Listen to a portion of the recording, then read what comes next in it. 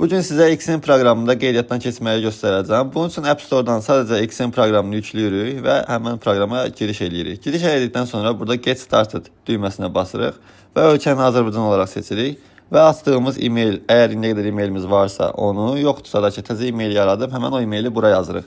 Mən açdığım e-maili indi bura yazıram. jabbar.ekom@gmail.com və ondan sonra da parol seçməyə davam edirik. Karakter arasında olmalıdır. Biri rəqəm olmalıdır, biri böyük hərflə yazılmalı və bir dənə də belə nə bilim ət işarəsi və yaxud da bu cür işarələrdən biri olmalıdır. İndi isə biz bura yazmalıyıq. Məsələn, parolumuzu 10-15 arasında bir parol olmalıdır. Məsələn, mən yazıram artıq. Və gördüyünüz kimi burada bütün istəklərin hamısı qabağında quş işarəsi gəldi ki, yəni düzdür.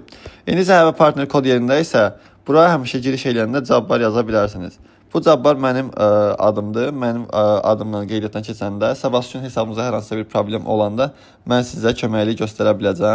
Çünki mənim linkim altında olacaqsınız və bundan sonra nə vaxtsa probleminiz olarsa və yaxud da hər hansısa bir mənə aid ayrılan bonuslar olanda siz bundan istifadə edə biləcəksiniz. Ona görə məsləhət olunandır ki, bura Cabbar yazıb qeydiyyatdan keçəsiniz ki, gələcəkdə sizə də bunun köməyi dəysin. Buradan registrə eləyirik. Və biz burada registrə elədikdən sonra bizim e-mailimizə kod gedir. Biz burada gəlirik e-mailimizə və burada deyir ki, verify your email adresi. Sadəcə verify email eləyirik və gördüyünüz kimi bizim hesabımız artıq açıldı. Sadəcə burada indi bizim hesabımızı doğrulama vaxtı gəlib. Complete yerinə tıklayırıq. Tıkladıqdan sonra nömrənizi yazırsınız. Nömrəni qeydiyyatdan keçirdəcəksiniz.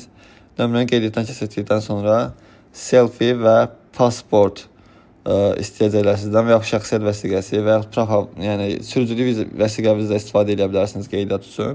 Və beləliklə siz artıq rahatlıqla Xen hesabınızı açmış olacaqsınız.